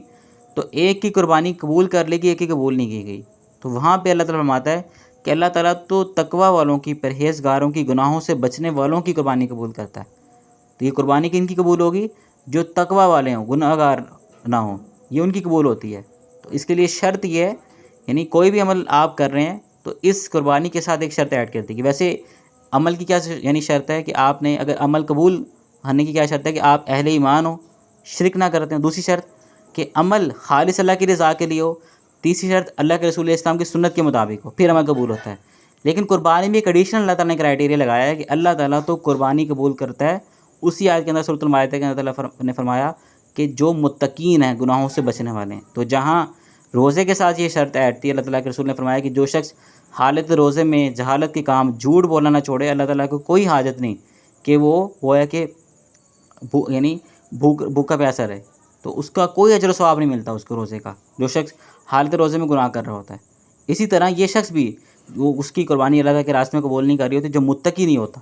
تو یہ 10 دن بہت اہمیت کا حامل ہے. اس میں آپ یہ حرمت والے مہینوں میں سے بھی ایک ہے. 10 بہترین دن اللہ تعالیٰ کو ان دنوں میں بہت زیادہ نیک عمل محبوب ہیں. تو آپ کے لیے تقویٰ میں یعنی اضافے کا بھی یہ سبب ہیں. تو اس لیے جو شخص متقی ہوگا اللہ تعالیٰ تو اسی قربانی قبول فرماتا ہے. اسی طرح مال بھی پاک ہونا چاہیے. ہمارے ہاں یہ ہوتا ہے کہ لوگ حرام مال سے صدقہ کرتے ہیں. اللہ کے رسول علیہ السلام نے فرمایا کہ صدقہ حرام مال سے قبول نہیں کیا جاتا. صحیح مسلم حدیث ہے. ایک اور اللہ کے رسول نے فرمایا کہ اے لوگو، اللہ تعالیٰ پاک ہے اور پاک مال کے سوا کوئی مال قبول نہیں کرتا. تو اگر کوئی شخص قربانی کر رہا ہے اور ایسے مال سے کر رہا ہے جو مال حرام ہے، جائز نہیں ہے، تو یہ قربانی بھی اللہ کے راستے میں قبول نہیں ہوتی ہے. تو مال پاک ہوگا تو وہی وہ قربانی اللہ کے راستے میں قبول ہوگی. اسی طرح اللہ تعالیٰ فرماتا ہے سورۃ آل عمران کے اندر، یہ 4 پارے کی پہلی بھی آیت ہے، بہت مشہور آیت ہے کہ تم نیکی کے مقام تک یا نیکی کے اعلیٰ مقام تک، یعنی بر کا اس میں لفظ موجود ہے کہ ہرگز نہ پہنچو گے جب تک تم ان چیزوں کی یعنی اللہ کے راستے میں خرچ نہ کر لو جو تمہیں محبوب ہیں. فرمایا کہ جو کچھ بھی تم خرچ کرو گے اللہ تعالیٰ اسے خوب جانتا ہے. تو ہمیں یہاں سے یہ بات معلوم ہوئی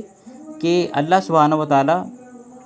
اس شخص کی نیکی کو قبول کرتا ہے، اس شخص کی قربانی کو قبول کرتا ہے جو اپنا بیسٹ مال، سب سے بیسٹ ایفرٹس اللہ کے راستے میں پیش کرتا ہے. جانوروں کی دیکھ بھال کرنے کے حوالے سے یعنی کچھ باتیں موجود ہیں کہ جب آپ جانور کو لے کر آئیں تو اس کی دیکھ بھال بھی آپ کی ذمہ ہوتی ہے کہ اصل میں قربانی کا کنسیپٹ ہے کیا. اگر آپ اس کی اسٹڈی کریں تو گویا کہ آپ اللہ تعالیٰ کے راستے میں اپنی محبوب چیز قربان کرنے کے جا رہے ہیں. اگر آپ ابراہیم علیہ السلام کو دیکھیں تو ان کی قربانی، کیونکہ ان کی سنت ہے، اللہ تعالیٰ نے ابراہیم علیہ السلام کو بہت زیادہ آزمایا. اور اس دنیا کے اندر جس بھی یعنی شخص کو اللہ کے ہاں مرتبہ حاصل ہے نا، اس شخص کو اللہ تعالیٰ نے سب سے زیادہ آزمایا ہے. یعنی آپ ابراہیم علیہ السلام کی آزمائش کو دیکھیں، یعنی جہاں پیدا ہوئے تو وہ والد شرک کرتا تھا، شرک سے روک، یعنی ان کو آگ میں داخل کیا بادشاہ نے، اللہ تعالیٰ نے ان کو بچا لیا. اسی طرح ابراہیم علیہ السلام نے بہت زیادہ مشکل وقت دیکھے. اس طرح جب وہ سفر بھی کیا، مصر گئے، وہاں بھی ان کو بادشاہ کی طرف سے ظلم کا سامنا کرنا پڑا. پھر جب وہ یعنی بوڑھے ہو گئے تو اللہ تعالیٰ نے ان کو یعنی بڑھاپے میں ایک اولاد دی جو ان کا سہارا بننا تھی. اس کے باوجود اللہ تعالیٰ نے کہا کہ اب ابراہیم علیہ السلام کو ٹیسٹ کیا جائے کہ جب میں اس سے اس کی بیسٹ چیز یعنی قربانی مانگوں تو کیا یہ یعنی اللہ کے راستے میں پیش کرتا ہے کہ نہیں. تو ابراہیم علیہ السلام آپ دیکھیں کہ جب ابراہیم علیہ السلام نے یعنی قربانی کر لی تو اللہ تعالیٰ نے فرمایا کہ تم نے اپنے اس خواب کو سچ کر فرمایا. اور اللہ تعالیٰ نے ابراہیم علیہ السلام کے انشاءاللہ آنے والے سیشن میں پڑھیں گے کہ ذکر خیر کثرت سے ان کا موجود ہے. تو وہ ہے کہ اس کے پیچھے کنسیپٹ یہ ہے کہ ہم اپنی سب سے بہترین چیز یعنی اپنی تمام جس کو ہمیں سب سے زیادہ محبوب چیز لگتی ہے، کیا اس کو اللہ کے راستے میں قربان کرتے ہیں. سپوز مثال کے طور پر کسی شخص کوئی بچہ جوان ہوا ہے اور وہ جوانی کی حالت میں آیا تو وہ کہتا ہے کہ میرے پیرنٹس کی، میرے یعنی دادا کی، نانا کی میری خواہش تھی کہ میں ڈاکٹر بنوں، میری یہ خواہش ہے کہ میں انجینئرنگ کروں، میں یہ کروں، یہ اس کی دنیاوی خواہش ہے۔ اب اس کے بعد جب وہ جوان ہوتا ہے، زندگی میں موقع آتا ہے کہ وہ نیک عمل کر سکے، دین میں آگے بڑھ سکے، اب اس کے پاس دو چوائسز ہوتی ہیں، یا تو اپنی ان خواہشات کو اللہ کے لیے قربان کر ڈالے۔ یہ میں مثال دینا، ضروری نہیں کہ یہ مثال ہر جگہ ہو، زندگی میں صرف آپ کو جوانی کے وقت ہی موقع ہے، زندگی میں بہت سارے موقع آتے ہیں جس وہاں پہ آپ کو اللہ تعالیٰ کے لیے قربانی دینی پڑتی ہے۔ تو یہ ہوا کہ ابراہیم علیہ السلام کا ٹیسٹ تھا کہ جب میں اس سے اپنی محبوب چیز مانگوں تو کیا یہ مجھے سب سے زیادہ عزت رکھتا کہ نہیں رکھتا، یعنی اس کے نزدیک سب سے زیادہ میری ویلیو ہے کہ نہیں، یہ اللہ تعالیٰ چاہتا ہے کہ میرے ساتھ انسان کے سب سے زیادہ تعلق ہو، محبت زیادہ ہو۔ اسی وجہ سے جب ہم یعنی بندوں کے ساتھ لنک ہوتے ہیں، ان پہ بھروسہ کر ڈالتے ہیں، پھر اللہ تعالیٰ ہمیں انہی کے ہاتھوں ذلیل کرواتا ہے۔ پھر انسان کہتا ہے کہ جی کاش میں نے یعنی گناہ بھی کیے اور پھر میں نے کیا کچھ نہیں کیا، میں اللہ کی بات مان رہا تھا کہ اس میرا ساتھ ہوتا، وہ تو راضی ہوتا میرے سے، کم از کم دنیا کو میں نے راضی کیا پھر بھی میں وہ ناراض ہی رہتی ہے، یعنی کتنی کوشش کر لی پھر بھی دنیا بازار ناراض ہی رہے میرے سے۔ تو یہ ایک پیچھے یعنی کنسیپٹ ہے کہ ہم اللہ کے راستے میں ایک جانور ذبح کرنا چاہ رہے ہیں۔ اب وہ جانور ذبح کرنے کی وجہ سے اس کا خیال بھی آپ نے رکھنا ہے، کیونکہ وہ یعنی اللہ کے رسول اسلام نے ایک الگ حدیث میں بھی ہے کہ بکری کو ہاتھ پھیرا، فرمایا کہ یہ اس کو پیار کرو، یہ جنتی جانوروں میں سے ہے۔ کائنڈلی مائک میوٹ رکھیں۔ تو اللہ کے رسول اسلام نے یہ جانور ہیں جو قربانی کے، یہ اللہ تعالیٰ کو، رسول اسلام کو بہت زیادہ محبوب بھی تھے، کیونکہ یہ اللہ کے راستے میں آپ نے قربان کرنے تو ان کا خیال رکھیں۔ ایک روایت میں آتا ہے کہ بنی اسرائیل میں ایک یعنی عورت تھی، اس نے بلی کو، مانو کو ایک قید کر لیا، اس نے اس کو کھلا یعنی کھلا بھی نہ چھوڑا کہ وہ کیڑے مکوڑے کھا لے، نہ اس کو کھانا دیا، وہ جب مر گئی تو اللہ کے رسول نے فرمایا کہ ایک عورت صرف اور صرف جہنم اس وجہ سے گئی کہ بلی کے سبب، ایک جانور کے سبب اللہ تعالیٰ نے اس کو جہنم میں ڈالا۔ تو یہاں پہ ہمیں یہ بات مل گئی کہ لوگ کہتے ہیں ایک آپ کے سامنے معاشرے میں کہ جی نیک عمل کرنے کی ضرورت ہی نہیں ہے، اللہ تعالیٰ بڑا غفور رحیم ہے، اللہ تعالیٰ تو ایک عورت، صحیح بخاری میں حدیث موجود ہے، یہ روایت بھی صحیح بخاری میں موجود ہے، امام بخاری دونوں روایت لے کر آئے ہیں کہ ایک عورت زانیہ تھی، اس نے، صحیح بخاری میں ہے کہ ایک کتے کو پانی پلایا جوتی میں ڈال کے تو اللہ تعالیٰ نے اس کی بخشش کر دی۔ یعنی اس چھوٹی سے عمل پہ تو اللہ تعالیٰ چھوٹے سے عمل پہ بخشش کر سکتا ہے، چھوٹے سے عمل پہ پکڑ بھی سکتا ہے، کہ ایک عورت اللہ کے رسول نے فرمایا صرف بلی کی وجہ سے جہنم میں گئی۔ تو یہ دونوں چیزیں حدیث میں آتے ہیں صحیح بخاری میں کہ جنت اور جہنم تمہارے جوتوں کی تسموں سے بھی زیادہ تمہارے قریب ہے، ٹھیک ہے۔ تو یہ چیز نہیں سمجھنی کہ اللہ تعالیٰ غفور رحیم ہے، اللہ تعالیٰ چھوٹی چھوٹی بات پہ پکڑ بھی سکتا ہے، جہاں اللہ تعالیٰ آپ کو یعنی معاف کر سکتا ہے، اللہ تعالیٰ چھوٹی چھوٹی بات پہ پکڑ بھی سکتا ہے۔ اس چیز سے ہمیں بات سیکھنے کو ملی۔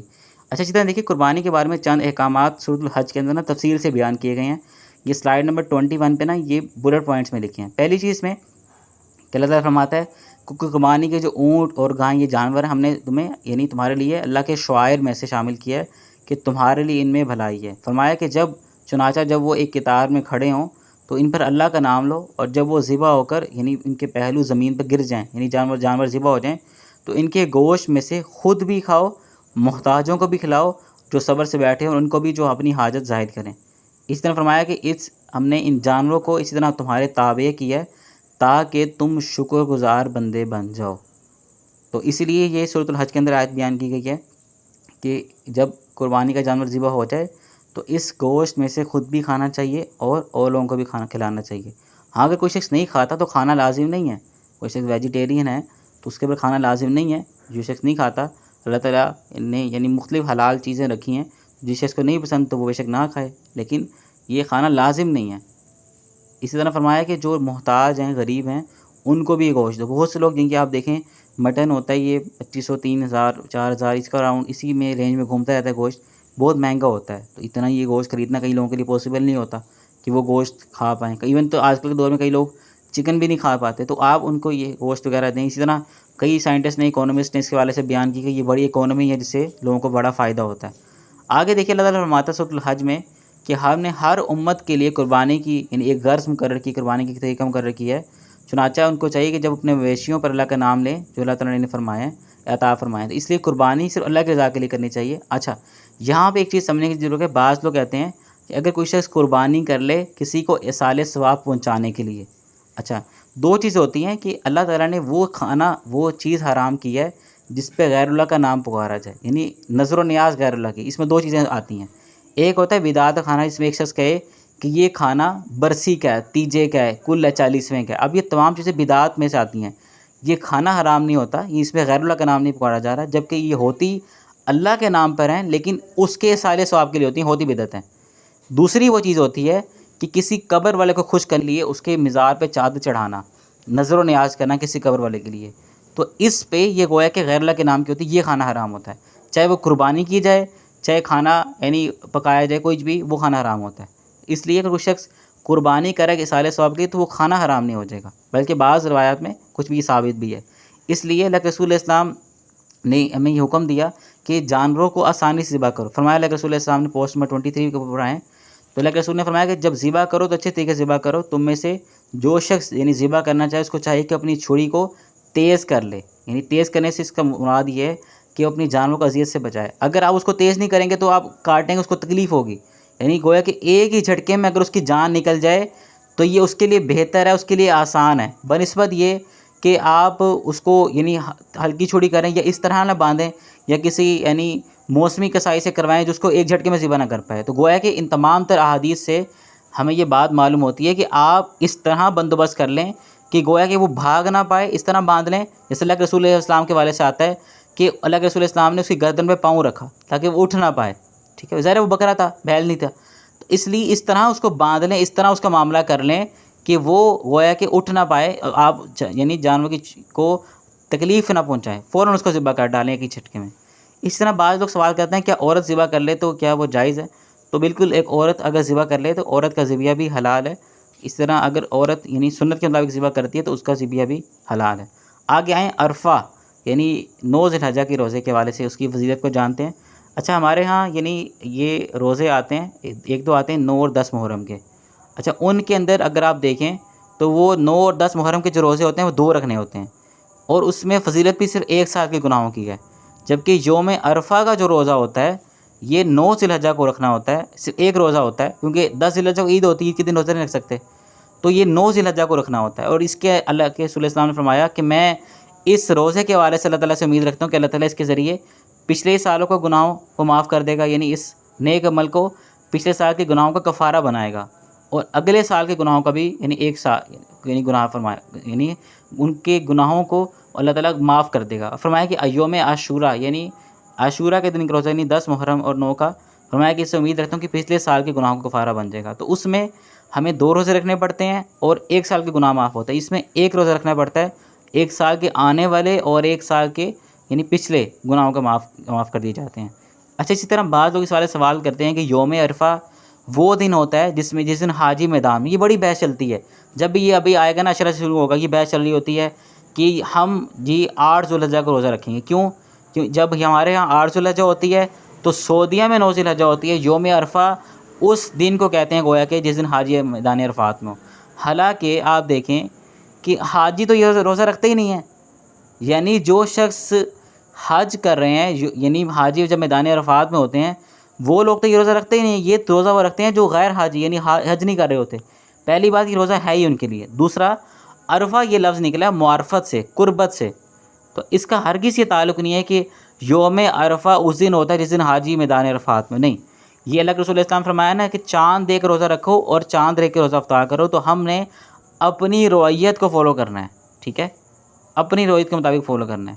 آپ دیکھیں جیسے انڈونیشیا ایک ملک ہے، بہت ایک سائڈ پہ کر کے ملک ہے، ایون کہ کوئی شخص یعنی اگر ہم اس کے حوالے سے چلیں کہ پہلے زمانے میں کیا ہوتا تھا، یہ تو اب اس بحث چلی ہے نا، اب پتہ چل جاتا ہے ہمیں کہ ریئل ٹائم میں 1 گھنٹے میں اسے پتہ چل جاتا ہے، کچھ منٹس میں ہی پتہ چل جاتا ہے بلکہ کہ سعودی میں چاند نظر آ گیا۔ لیکن آپ امیجن کریں کچھ سال پہلے جب یہ سوشل میڈیا نہیں تھا اور انڈونیشیا جہاں پہ اگر ایک انسان سعودیہ میں چاند نظر آئے اور 10 دن بھی سفر کر لے وہ انڈونیشیا نہیں پہنچ سکتا، تو وہاں پہ مسلمان کیسے روزہ رکھتے تھے یوم عرفہ کا؟ یعنی جب یہ سوشل میڈیا نہیں آیا تھا، یعنی یہ کمیونیکیشن نہیں موجود تھی، تب وہ کیسے روزہ رکھتے تھے؟ وہ اپنی رویت کے مطابق یعنی اپنے علاقے کے مطابق روزہ رکھتے تھے۔ اس لیے ہم اپنی رویت کے مطابق روزہ رکھیں گے۔ ہاں کوئی شخص رکھنا چاہے، کوئی شخص کہے کہ جی میں اس دن روزہ رکھتا ہوں، تو مسنون تو ویسے بھی ہے، ہم نے شروع میں پڑھا کہ اللہ کے رسول اسلام پہلے 9 یعنی دنوں کا روزہ رکھتے تھے، کیونکہ یہ 10 افضل ترین دن ہیں، تو ان میں اگر آپ روزہ رکھیں تو اور بھی اچھی بات ہے، کیونکہ حدیث میں آتا ہے کہ روزے کے ساتھ یہ شرط اٹیچ ہوتی ہے کہ آپ اس میں گناہ نہیں کریں گے، اگر آپ روزے میں گناہ کرتے ہیں روزہ قبول نہیں ہوتا، تو آپ جب روزے میں ہوں گے تو آپ گناہوں سے بچ رہے ہوں گے خود بخود، کیونکہ آپ کو یہ فکر لاگو کہ میرا روزہ قبول نہیں ہو رہا۔ تو اس لیے اگر کوئی شخص رکھنا چاہے تو وہ 8 9 دونوں کا روزہ رکھ سکتا ہے، لیکن کسی کے اوپر لازم نہ کرے کہ وہ 8 کا رکھ دے 9 کا چھوڑ دے۔ حالانکہ 9 کی وہ اس فضیلت کو چھوڑ دے گا. تو کوئی شخص اگر اس فہم کو اپناتا بھی ہے جو کہ ویسے تو باطل ہے، تو اس کو چاہیے کہ وہ 8 9 دونوں کا روزہ رکھ لے. اس طرح وہ سنت کو بھی پا لے گا اور اس فضیلت کو بھی پہنچ جائے گا. اسی طرح اللہ تعالیٰ کے رسول اسلام نے فرمایا، سیدہ عائشہ فرماتی ہیں کہ یوم عرفہ یہ گناہوں سے معافی کا دن ہے. یعنی جس طرح لیلۃ القدر ایک ایسی رات ہوتی ہے جس میں اللہ تعالیٰ کثرت سے لوگوں کو گناہ کو معاف کرتا ہے، ان کو جہنم سے آزاد فرماتا ہے، تو اسی طرح یہ یوم عرفہ کا دن ہے، یہ اس عشرے کے دن اہم ہے. تو اللہ کے رسول اسلام فرمایا کہ کوئی دن ایسا نہیں، اللہ کے رسول اسلام نے یہ بات بیان کی ہے کہ کوئی بھی دن ایسا نہیں ہے جس دن اللہ تعالیٰ یعنی اس دن سے زیادہ لوگوں کے گناہ معاف کرتا ہو. تو یہ وہ دن ہے جس میں اللہ تعالیٰ سب سے زیادہ لوگوں کے گناہوں کو معاف کرتا ہے، یعنی ان کو بخش دیتا ہے، ان کو جنت میں داخل کرتا ہے. تو اس لیے ہمیں کوشش یہ کرنی ہے کہ ہم ان دنوں میں یعنی اللہ تعالیٰ کے احکامات کو فالو کریں، روزہ رکھیں، اور اس دن اللہ تعالیٰ کی حضور یعنی اپنی بات کو، اپنی اس عمل کو پیش کریں. جب آپ یہ یعنی روزہ رکھیں گے تو یقیناً اللہ تعالیٰ کے ہاں یہ عمل تو بہت زیادہ قبول ہوگا. اچھا، یہاں پہ نیٹ ورک ہو گیا تھا دوسری سائڈ پہ. اچھا، اس چیز کو دیکھیں کہ اللہ کے رسول اسلام نے فرمایا کہ کوئی دن ایسا نہیں جس دن اللہ تعالیٰ عرفہ کے دن سے بڑھ کر بندوں کو آگ سے آزاد فرماتا ہو. یعنی یہ جیسے لیلۃ القدر ہوتی ہے اس میں رات کا ذکر موجود ہے، یہاں پہ دن ہے. فرمایا کوئی دن ایسا نہیں ہے جس دن میں اللہ تعالیٰ لوگوں کو جہنم سے آزاد کرتا ہو. یعنی سب سے زیادہ جس دن میں لوگ جہنم سے آزاد ہوتے ہیں، یعنی جن لوگوں کی گردن سے جہنم کی یعنی ان کو توق نکال دیا جاتا ہے، وہ کون سا دن ہے؟ یوم عرفہ کا، 9 ذی الحجہ کا. تو اس دن اگر آپ روزہ رکھیں گے، گناہوں سے پاک رہیں گے، اللہ تعالیٰ کے آپ کا عمل یعنی آپ حالت روزے میں ہوں گے تو یقیناً اللہ تعالیٰ آپ کی بخشش فرمائے گا. اللہ تعالیٰ فرماتا ہے، حدیث میں آتا ہے کہ اللہ کے رسول اسلام نے فرمایا کہ اللہ تعالیٰ فرشتوں کے سامنے فخر کرتا ہے اور پوچھتا ہے کہ یہ لوگ کیا چاہتے ہیں. کیونکہ آپ دیکھیں کہ آدم علیہ السلام کو جب اللہ نے پیدا کیا تو ابلیس نے کہا تھا کہ یہ جو تیرے بندے ہیں ان میں سے تو اکثر کو نا اپنا یعنی شکر گزار بندہ نہیں پائے گا، ان میں سے اکثر تیری بات نہیں مانتے ہوں گے. جب اللہ تعالیٰ فرشتوں کے سامنے یہ بات یعنی اور فرشتوں نے بھی یہ بات کہی تھی کہ جب اللہ سورۃ البقرہ کے اندر آتا ہے کہ کیا تو ایسی مخلوق پیدا کرتا ہے جو زمین میں فساد کرے، تو اللہ تعالیٰ نے فرمایا تھا کہ تم وہ باتیں نہیں جانتے جو میں باتیں جانتا ہوں. تو اللہ تعالیٰ فرشتوں کے سے پوچھتا ہے، ان کے سامنے فخر کرتا ہے کہ دیکھو یہ لوگ کیا چاہتے ہیں، یہ اللہ کی رضامندی چاہتے ہیں. تو یہ گناہوں کی بخشش کا دن بھی ہوتا ہے. تو آپ نے 9 ذی الحجہ کا روزہ رکھنا ہے، تو گویا کہ آپ نے اس میں کثرت سے یعنی نیک عمل کرنے ہیں، معافی مانگنی ہے اور تکبیرات کا اہتمام کرنا ہے. اسی طرح یہ 9 ذی الحجہ کا دن دین اسلام کی تکمیل کا بھی دن ہے. احادیث میں آتا ہے کہ ایک یہودی سیدنا عمر کے پاس آتا ہے اور کہتا ہے کہ اگر یہ جو دن تمہیں اللہ تعالیٰ نے عطا کیا نا ہمارے پاس ہوتا نا تو ہم اس کو عید کا دن بنا لیتے. تو پوچھا گیا کہ وہ کون سے دن ہے؟ سیدنا عمر نے پوچھا کہ انہوں نے کہا کہ یہ 9 ذی الحجہ کا دن. اللہ تعالیٰ فرماتا ہے کہ آج کے دن میں نے تمہارا دین مکمل کر دیا، تم پر اپنی نعمت کو پورا کر دیا اور تمہارے لیے اسلام کو دین کے بطور دین پسند کیا. تو یہ اس کے حوالے سے اس کا کانٹیکسٹ یہ ہے کہ یعنی مفسرین نے کہا ہے کہ یہ آیت 9 ذی الحجہ کے دن نازل ہوئی جس دن دین کی تکمیل ہوگی. بعض لوگوں کے ہاں بعض لوگ کہتے ہیں کہ یہ وہ آخری آیت ہے سورۃ المائدہ کے اندر جو موجود ہے یہ نازل ہوئی. بعض لوگ کہتے ہیں کہ نہیں، ایک اور آیت موجود ہے جو آخری آیت نازل ہوئی، یعنی اس کے بعد اللہ کی طرف سے کوئی وحی نازل نہیں ہوئی، وحی کا سلسلہ بند ہو گیا، قرآن مجید مکمل ہو گیا. تو یہ وہ آیت ہی گویا کہ یہ جو دن ہے یہ بہت زیادہ فضیلت کا ہے. اس کے دن اللہ تعالیٰ نے ہمیں اسلام کی نعمت سے نوازا. اس دن اللہ تعالیٰ یعنی اس دن حج بھی ہو رہا تھا 9 ذی الحجہ کے دن، یعنی یوم عرفہ میں حاجی میدان عرفات کے اندر ہوتے ہیں، وقوف عرفہ چل رہا ہوتا ہے، اور اس دن اللہ تعالیٰ سب سے زیادہ لوگوں کو گناہوں کو معاف کر رہا ہوتا ہے، ان کو جہنم سے آزاد کر رہا ہوتا ہے. تو کوشش کریں روزہ رکھیں اس دن اور کثرت سے گناہوں کی معافی طلب کریں. اچھا، اب وہ اعمال یعنی اس دن ظاہر ہے کہ حج بھی ہوتا ہے، تو بہت سے لوگ یعنی حج نہیں کر پاتے. کیوں؟ سبب کیا ہے؟ مال اور دولت نہیں ہے. اب یہی سوال صحیح بخاری میں حدیث نمبر 843 کہ بعض لوگ اللہ کے رسول اسلام کے پاس آتے ہیں اور سوال کرتے ہیں کہ اللہ کے رسول کہ وہ ایک جماعت ہے، ایک گروہ ہے جو ہم پہ فضیلت لے گیا ہے. کیوں فضیلت لے گیا؟ کہ ان کے پاس مال ہے، مال دولت ہے، اور وہ اس مال و دولت کو اللہ کے راستے میں خرچ کرتے ہیں اور زیرہ جہاد کرتے ہیں، حج کرتے ہیں، تو وہ ہم سے فضیلت حاصل کر گئے ہیں.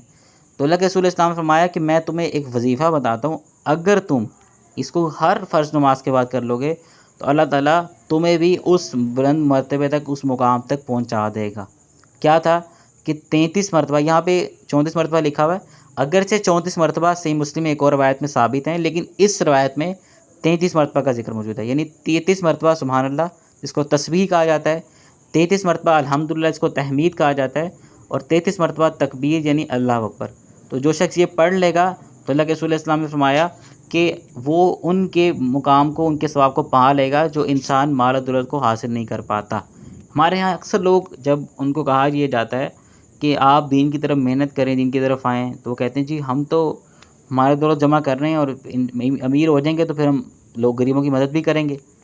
تو یہ اکثر ہی یعنی اصل میں ان کی دل میں لالچ ہوتا ہے مال و دولت حاصل کرنے کا، لیکن وہ اس کو بہانہ بنا رہے ہوتے ہیں۔ لیکن اگر ایک انسان یعنی آپ دیکھیں کہ اگر عقل استعمال کرے تو اگر وہ یہ وظیفہ پڑھ لے تو اس کو وہ ثواب بھی مل گیا جو مالدار لوگوں کا، اور ساتھ دین کا علم حاصل کرنے کا، دین کے بارے سے کوشش کرنے کا بھی ثواب مل جائے گا۔ تو یہ وظیفہ نہیں آپ نے چھوڑنا۔ اچھا، اسی طرح وہ صحابی یعنی وہ جماعت پھر آتی ہے، کہتی ہے کہ اللہ کے رسول ہم پھر پیچھے رہ گئے۔ انہوں نے کہ اللہ کے رسول نے فرمایا کیسے؟ وہ کہتے ہیں کہ اللہ کے رسول ہم وہ لوگ مال خرچ کرتے تھے، ہم یہ وظیفہ پڑھتے تو اللہ تعالیٰ نے ہمیں برابر کیا ہوتا۔ اب ان لوگوں نے بھی یہ وظیفہ پڑھنا شروع کر دیا ہے، ان لوگوں کو بھی یہ بات معلوم ہو گئی ہے۔ تو اللہ کے رسول نے فرمایا کہ یہ تو اللہ کا فضل ہے، اللہ تعالیٰ اس کو عطا کرنا چاہے۔ یعنی اللہ تعالیٰ جب کسی کے ساتھ فضل کا ارادہ کر لے، خیر کا ارادہ کر لے، تو اس کو کون روکنے والا ہے؟ کوئی بھی نہیں ہے روک سکتا۔ تو یہ کہ اللہ کے رسول نے فرمایا کہ تو اللہ تعالیٰ کا فضل ہے، اس کو کون روک سکتا ہے؟ یعنی کسی شخص کی یہ حیثیت کہ اللہ کے فضل کو روک پائے، تو اس لیے یہ آپ اس کو کثرت سے پڑھتے رہا کریں۔ اسی طرح ایک اور عمل یعنی جو شخص آپ کو حج کے ثواب تک پہنچا دے گا کہ اللہ کے رسول نے فرمایا کہ جو شخص باوضو ہو کر، یعنی اس میں لفظ موجود ہیں طہارت کے، یعنی پاک ہو کے یعنی وضو ہو کر مسجد کی طرف نکلتا ہے فرض نماز کے لیے، تو فرمایا گویا کہ اللہ کے رسول اسلام نے کہ ایسے گویا کہ حاجی احرام باندھے آئے۔ محدثین نے اس کی شرح یہ بیان کی ہے کہ گویا کہ اس میں جو الفاظ اللہ کے رسول نے بیان کیے کہ گویا کہ حاجی احرام باندھے آئے، اس سے مراد اس کو مکمل حج کا ثواب ملتا ہے۔ تو یہ لوگوں کے لیے ہمارا دین جن لوگوں نے جذباتی دین بنا لی ہے، جی یہ یہاں پہ حج کا ثواب ہے لیکن اس کو لینے کے لیے کوئی بھی تیار نہیں ہے، ٹھیک ہے، 5 وقت نماز جانے کے لیے تیار نہیں، لیکن خواہش رکھتے ہیں اللہ تعالیٰ مجھے مدینہ لے جائے، مکے لے جائے، لیکن وہی ثواب آپ کو دن میں 5 ٹائمز اللہ تعالیٰ آفر کر رہا ہے، لیکن اس پہ عمل کرنے کو تیار نہیں ہے۔ جذباتی بات ہے نا، چھوٹا عمل مل جائے، بس کوئی ایسی بات مل جائے کہ اللہ اور اس کے رسول کے نام پر مرنے کے لیے تیار ہیں لیکن اس کے دین شریعت کے مطابق کے اوپر زندہ رہنے کو تیار نہیں ہے، یعنی ان کے نام پر مرنے کو تیار ہے لیکن ان کی احکامات کے مطابق زندہ رہنے کو تیار نہیں ہے۔ کتنی بیوقوفی والی بات ہے، آپ دیکھیں خود ذرا فوکس کریں اس بات کو۔ تو یہ کچھ پوائنٹس باتیں تھیں کہ ہمارے ہاں بعض لوگ دین کو جذباتی یعنی آپ دیکھیں سمجھتے ہیں، تو اللہ تعالیٰ تو ویسے بھی آپ کو ان اجر و ثواب تک پہنچا دیتا ہے اگر آپ نیت بھی کریں۔ اسی طرح ایک اور عمل یعنی جو خلاف ورزی کی جاتی ہے ایک یعنی سب سے بہترین دن میں، کہ اللہ کے رسول نے فرمایا کہ آپ اس سلائڈ کو نمبر 30 پہ آئیں، فرمایا کہ اللہ تعالیٰ کے ہاں یوم النحر 10 ذوالحجہ اور ایام تشریق 11، 12، 13 ذوالحجہ یہ ہم مسلمانوں کے لیے عید کے دن ہے اور یہ کھانے پینے کے دن ہے۔ اسی طرح اللہ کے رسول اسلام فرمایا سنن ابی داؤد کی حدیث ہے کہ اللہ تبارک و تعالیٰ کے ہاں سب سے نزدیک یعنی سب سے عظیم ترین دن، سب سے عظمت والے دن کون سے ہیں؟ یہ یوم النحر 10 ذوالحجہ کا دن اور یوم القر یعنی 11 ذوالحجہ کا دن، تو یہ سب سے افضل ترین دن ہے۔ لیکن اکثر لوگ کیا کرتے ہیں اس دن ایک نافرمانی کرتے ہیں، کیا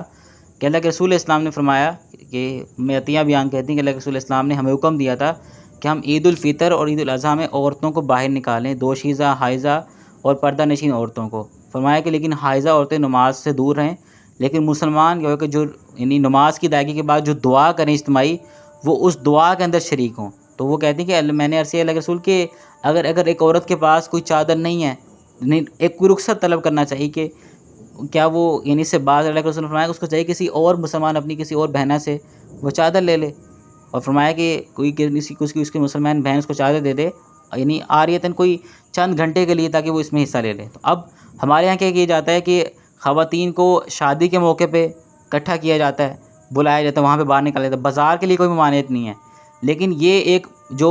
مسلمانوں کا فیملی ایونٹ ہے یعنی اجتماعیت مسلمانوں کی اس میں شو ہوتی ہے، اس میں نافرمانی کرتے ہیں سب سے۔ یعنی اب یہاں پہ دیکھیں کہ شادی کے موقع پہ یہ لوگ نہیں کہیں گے کہ جی عورتوں کو نہیں ہم نے بلانا، عورتوں کے لیے الگ انتظام کریں گے، تو عید کے موقع پہ کیوں نہیں؟ آپ ان کو سوال کرنا چاہیے نا علماء سے کہ آپ لوگ یعنی شادی کے موقع پہ، تو یہ میں نے خود دیکھا کہ خاص طور پہ فقہ حنفی کے جو فالوورز ہیں وہ اس کو نہیں کر رہے ہوتے۔ میں نے خود دیکھا کہ مفتی تقی عثمانی جو فقہ حنفیہ کو ریپرزینٹ کرتے ہیں، وہ ایک یعنی شادی میں موجود ہیں جہاں پہ عورتوں کا ایک الگ ارینجمنٹ کیا گیا ہے۔ تو اگر آپ شادی بھی آ کے لیے کر سکتے ہیں، اگرچہ وہ بھی ایک اسلامک ایونٹ ہے مسلمانوں کے ہاں، تو ایک اسلامک ایونٹ جس والے سے حکم موجود ہے اس والے سے حکم وجود نہیں ہوتا، لیکن وہاں پہ وہ چلے جاتے ہیں، لیکن اس میں واضح تر حکم موجود ہے اللہ کے رسول اسلام کا کہ گویا کہ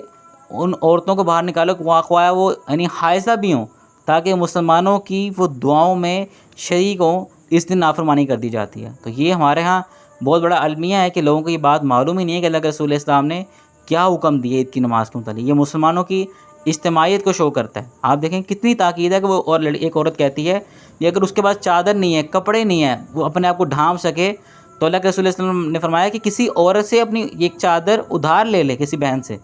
تاکہ وہ اس کو پہن لے۔ اس لیے اس عظیم ترین دن کو جو 10 ذی الحجہ کا دن ہے، اس میں اس اللہ تعالیٰ کی نافرمانی سے باز رہیں۔ یقین اللہ تعالیٰ کے یعنی ہاں یہ بہت قدر و منزلت والا دن ہے۔ اچھا، اب وہی تکبیرات کہ آپ نے پورے 9 دن ان تکبیرات کا اہتمام کرنا ہے، لیکن خاص طور پہ یہ جو 9 ذی الحجہ سے لے کر 13 ذی الحجہ تک ہے، اس میں کثرت سے تکبیرات کہنی ہے۔ اس میں تو بہت زیادہ کثرت سے آپ نے اٹھتے بیٹھتے، بعض لوگوں نے یہ بھی کہا ہے کہ ہر فرض نماز کے بعد، لیکن کوشش یہ کرنی ہے کہ آپ نے یعنی اس میں کثرت سے تکبیرات کا اہتمام کرنا ہے، ان دنوں میں بہت زیادہ افضل ہیں۔ اچھا، پھر دوبارہ ریپیٹ میں کر دوں کہ عید الفطر جو ہوتی ہے وہ 1 دن کی ہوتی ہے، یکم شوال کی صرف، لیکن عید الاضحیٰ یہ 4 دنوں کی ہوتی ہے، 10، 11، 12، 13 ذی الحجہ، ٹھیک ہے۔ ہاں، اب قربانی کے حوالے سے اختلاف موجود ہے کہ بعض لوگ کہتے ہیں کہ چوتھے دن قربانی جائز ہے، بعض لوگ کہتے ہیں نہیں جائز۔ 3 دن پہ سب کا اتفاق موجود ہے۔ اچھا، جو چوتھے دن کہتے ہیں یعنی 13 ذی الحجہ کے دن، اگرچہ وہ عید کا دن ہے اور اللہ کے رسول نے فرمایا کہ یہ کھانے پینے کے دن ہے، لیکن کیونکہ کھانے پینے کے دن سے مراد یہ نہیں ہے کہ جس طرح ہمارے ہاں سمجھاتا ہے کہ اس دن کوئی پارٹی کی جائے، وہ بھی کی جاتی نہیں۔ فرمایا کہ اس میں روزہ نہیں رکھ سکتے، یعنی اس حدیث میں یہ جو الفاظ موجود ہیں کہ ان دنوں میں آپ روزہ نہیں رکھ سکتے، روزہ رکھنا ممنوع ہے، عید کے دن میں روزہ نہیں رکھ سکتے۔ تو یہ 10، 11، 12، 13 ذی الحجہ میں آپ روزہ نہیں رکھ سکتے، اور عید کے دن ہے۔ اچھا، اب ایک روایت جو بعض لوگ کہتے ہیں کہ 13 ذی الحجہ یعنی عید کے چوتھے دن بھی قربانی جائز ہے، ان کے پاس کیا دلیل ہے؟ وہ ایک روایت موجود ہے مسند احمد کے اندر، یعنی مسند امام احمد بن حنبل کی جو مسند ہے، اس حدیث کی کتاب میں ایک روایت موجود ہے جس میں ایک جواز موجود ہے چوتھے دن قربانی کی، لیکن یہ روایت صحیح سند سے ثابت نہیں ہے۔ اس لیے جو محدثین نے یہی یعنی اصول اپنایا ہے کہ جو قربانی ہے وہ 3 دن تک جائز ہوگی، اگرچہ چوتھا دن جو ہے نا یعنی بالاتفاق تمام مکاتب کے نزدیک عید کا دن ہے، 13 ذی الحجہ۔ تو یہ تمام کے تمام دن یعنی عید الاضحیٰ کے دن میں شامل ہوتے ہیں، اور ان میں کثرت سے تکبیرات کہیں اور اللہ تعالیٰ کی فرمانبرداری کریں اور روزہ نہیں رکھ سکتے۔ اسی طرح ان عید کے موقع کے پر رشتہ داروں سے ملیں، یقیناً اس میں گوشت رشتہ داروں تک پہنچائیں، محتاجوں تک یعنی مساکین تک۔ اللہ تعالیٰ فرماتا ہے کہ قریبی رشتہ داروں کے معاملے میں اللہ تعالیٰ سے ڈرتے رہو۔ اسی طرح کہ رسول نے فرمایا کہ رشتہ داری توڑنے والا جنت میں داخل نہیں ہوگا۔ تو اس لیے جو رشتہ دار ناراض ہیں ان کو ان عید کے دن میں یہ 4 ڈیز ہوتے ہیں۔ ہمارے ہاں المیہ یہ ہے کہ عید الفطر 1 دن کی ہوتی ہے، اس کے بعد اس کی کوئی ایونٹ نہیں ہوتی، وہ صرف اس لیے ہوتی ہے کہ رمضان میں جو آپ نے عبادت کی ہیں اس کی خوشی منائی کہ اللہ تعالیٰ نے آپ کو یعنی توفیق دی، بس اس کے بعد ختم۔ اس میں 5 چھٹیاں دے دی جاتی ہیں، لیکن عید الاضحیٰ جو 4 دن کی واضح حکم موجود ہے اس میں 3 چھٹیاں دی جاتی ہیں، حتیٰ کہ کئی لوگوں کو یعنی 12 ذی الحجہ کے دن جو عید کے دن اس میں کام پہ بلا دیا جاتا ہے۔ ٹھیک ہے، اگر کوئی کام ایسا ہے تو وہ لیا جائے، لیکن جو دین میں ثابت ہے اس کی طرف فوکس کرنا چاہیے۔ یہ عید زیادہ افضل ہے، عید الفطر سے زیادہ فضیلت والی ہے، اس لیے اس کے ایام بھی زیادہ ہیں۔ اچھا، یہاں پہ آخر میں جانور ذبح کرنے کی جواب موجود ہے، یہ پڑھنا مسنون ہے۔ اگر آپ اس کو نہ بھی پڑھیں تو ہر جلی بات اسے بسم اللہ اللہ اکبر پڑھ کے ذبح کرنا چاہیں تو ہو جائے گا، لیکن اگر یہ دعا پڑھ لیں تو یہ زیادہ بہتر ہے، اور یہ یعنی اس میں توحید کا بھی درس دیا گیا ہے، اور اللہ تعالیٰ کی یعنی ساتھ یعنی اللہ تعالیٰ کی وحدانیت کا بیان کیا گیا ہے۔ تو یہاں پہ ہمارا جو سیشن ہے وہ سلائڈ ختم ہوگی، اور اللہ تعالیٰ سے دعا کرتے ہیں کہ جو بھی حق بات ہم نے سیکھی ہے اللہ تعالیٰ ہم سب کو اس پر عمل کرنے کی توفیق عطا فرمائے، اور یہ جو عشرہ یہ سٹارٹ ہو رہا ہے 2 دنوں میں، اللہ تعالیٰ ہم سب کو توفیق دے کہ جس طرح ہم نے اس سلائڈس میں سیکھا ہے، اللہ تعالیٰ ہمیں توفیق دے کہ ہم اسی مطابق عمل کر سکیں، ان تکبیرات کا اہتمام کر سکیں، سنت کے مطابق قربانی کر سکیں، اور ان دنوں میں روزوں کا اہتمام کر سکیں، خاص طور پہ یوم عرفہ یعنی 9 ذی الحجہ کا روزہ۔ اللہ تعالیٰ ہم سب کی کاوشوں کو، کوششوں کو، محنتوں کو قبول فرمائے۔ اب اگر کسی کا سوال ہے، کسی کو بات سمجھ میں نہ آئی ہو، کوئی کوشچن ہو اس چیز سے متعلق، تو آپ اپنا سوال کر سکتے ہیں۔